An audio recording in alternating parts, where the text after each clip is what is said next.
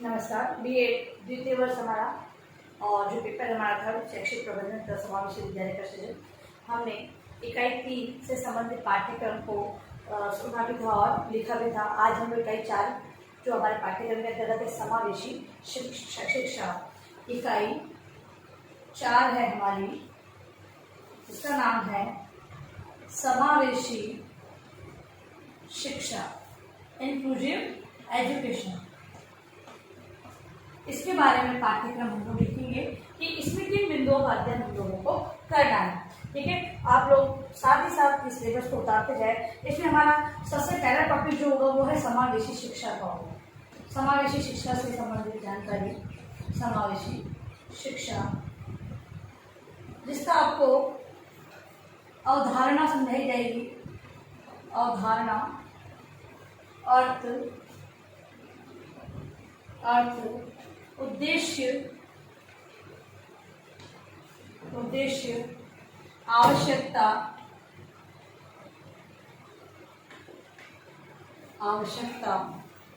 एवं महत्व और सिद्धांतों के बारे में हम लोगों को पढ़ना है कि जो इंक्लूसिव एजुकेशन है उसकी क्या डेफिनेशन है। ठीक है, उसके जो प्रिंसिपल्स हैं, ये सारी चीजें हम लोग उसमें जानेंगे। फिर है दूसरा टॉपिक है विविध आवश्यकताओं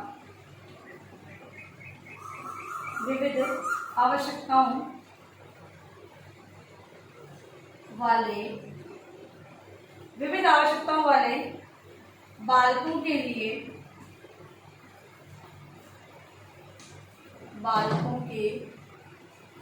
लिए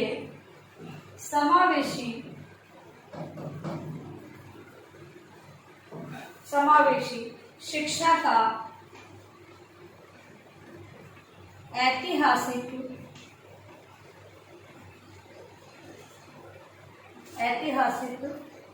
परिदृश्य।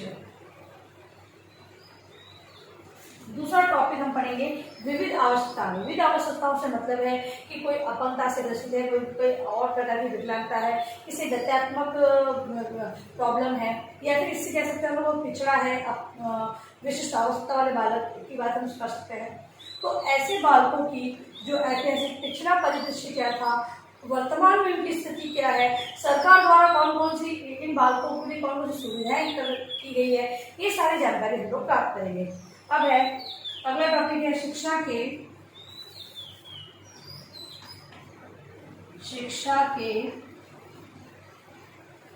अधिकार के संदर्भ में, शिक्षा के अधिकार के संदर्भ में सभी बच्चों के लिए शिक्षा हेतु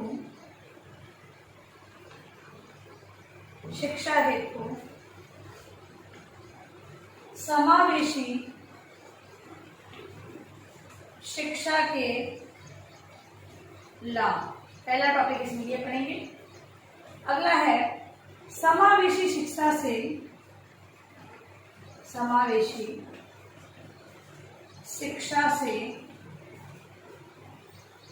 संबंधित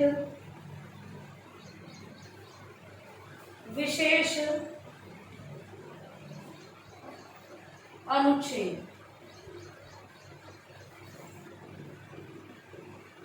समावेशी शिक्षा से संबंधित जो अधिकार अधिनियम बताया गया है उसमें अलग अलग अनुच्छेदों में अलग अलग बातें बताई गई। इसमें अध्याय पढ़ेंगे हम लोग। ठीक है, जो अनुच्छेद है वो सभी की जानकारी हम लोग प्राप्त करेंगे, जिसके अंतर्गत की कौन कौन से टॉपिक हमें तीसरे जो बिंदु है हमारा इसके अंदर हम लोग पढ़ेंगे। उसमें पहला है बालकों के लिए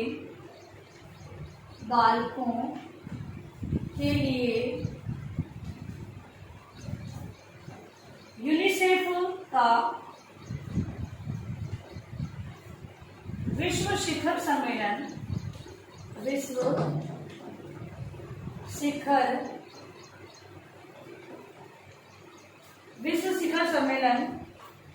1990 पहला टॉपिक इसका तीसरे का हमारा दूसरा इसके अंतर्गत अधिकार के अनुच्छेद में पढ़ेंगे हम लोग बालकों की उत्तरजीविता, बालकों की उत्तरजीविता संरक्षण एवं विकास पर विश्व उद्घोषणा, विश्व उद्घोषणा, ये दूसरा टॉपिक पढ़ेंगे। तीसरा है निर्योग्य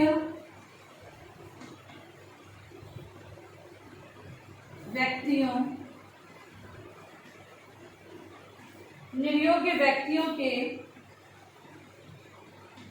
अधिकारों से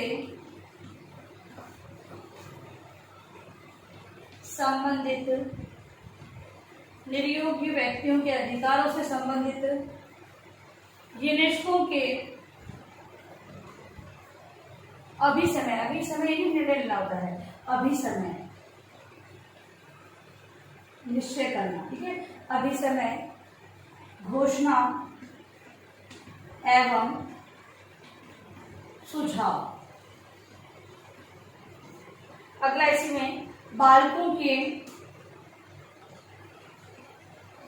अधिकारों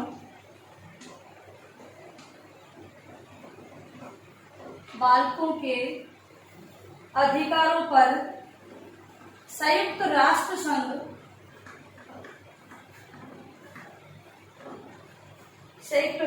के अभिसमय,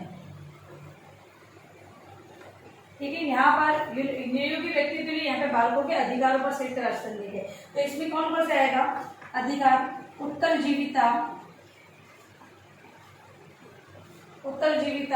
संबंधी अधिकार, दूसरा विकास संबंधी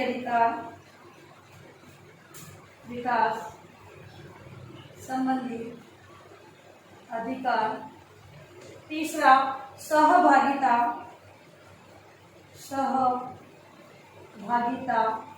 संबंधी अधिकार, और अगला है इसी में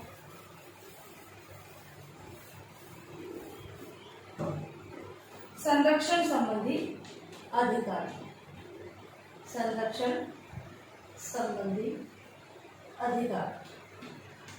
तो ये तीसरा बिंदु, उसके अंतर्गत ये सारे पॉइंट हम लोग पढ़ेंगे। अगला चौथा है, इसके अलावा इसी के अंतर्गत विकलांग व्यक्तियों के लिए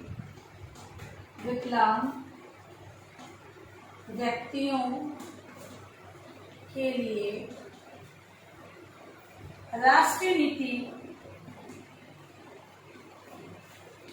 2006, ये सबसे इम्पोर्टेंट है। ये सबसे इम्पोर्टेंट जो हमारा बिंदु है, इसके अंतर्गत ये विकलांग व्यक्ति संबंधी राष्ट्रीय नीति में क्या कहा गया है, सारी चीजें बताई गई है। इसको बहुत ही ध्यानपूर्वक पढ़ना है, क्योंकि इससे संबंधित प्रश्न हमारा बनता है।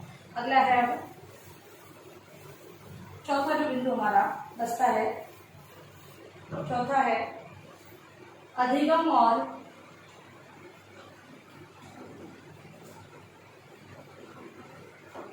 और सहभागिता के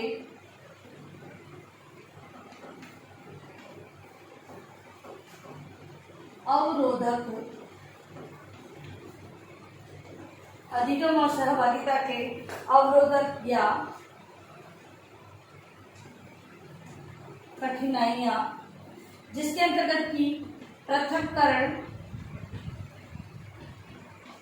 दूसरा समावेशन, और तीसरा है प्रभाव। इसके बारे में हम लोग जानेंगे।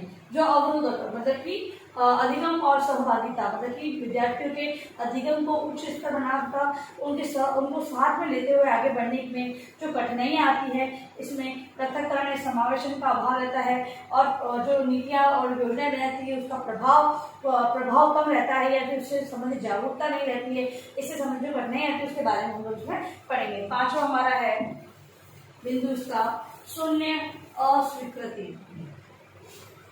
5वां बिंदु है समावेशी शिक्षा में चुनौतियां। समावेशी शिक्षा में चुनौतियां। समावेशी शिक्षा मतलब कि जहाँ पर सामान्य और विशिष्ट बालकों को एक साथ में शिक्षण का कार्य करवाना है। तो दिखती बात है, समस्याएं तो बहुत सारी आएगी, उनमें से जो चुनौतियों के रूप में स्वीकार करके जिनकी समस्याओं का हल निकाला गया है वो सारी जानकारी भी हम यहाँ पर प्राप्त करने वाले हैं। तो पहला है शून्य अस्वीकृति। शून्य अस्वीकृति मतलब शून्य मतलब जीरो, मना करने की स्थिति। मतलब कि सबसे पहले प्रवेश के लिए बात करें तो प्रवेश के लिए शून्य अस्वीकृति होनी चाहिए, मतलब कि किसी भी बच्चे को प्रवेश के लिए मना नहीं किया जाना चाहिए।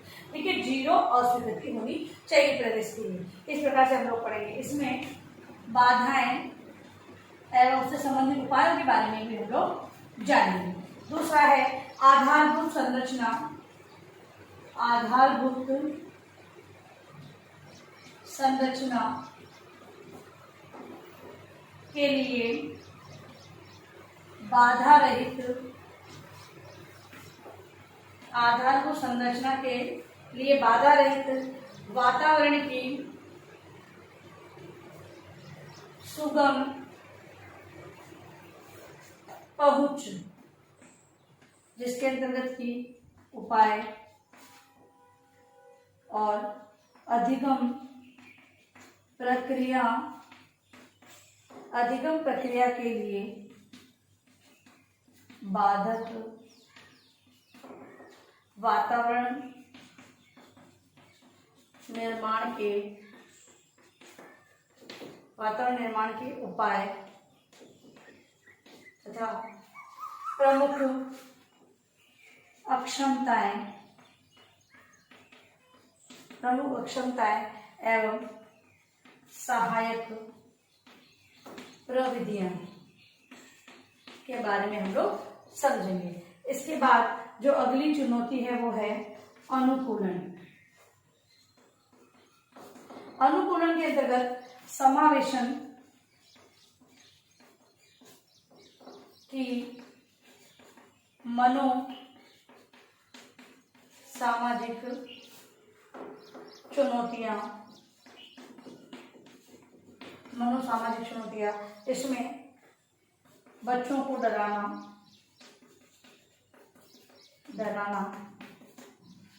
धमकाना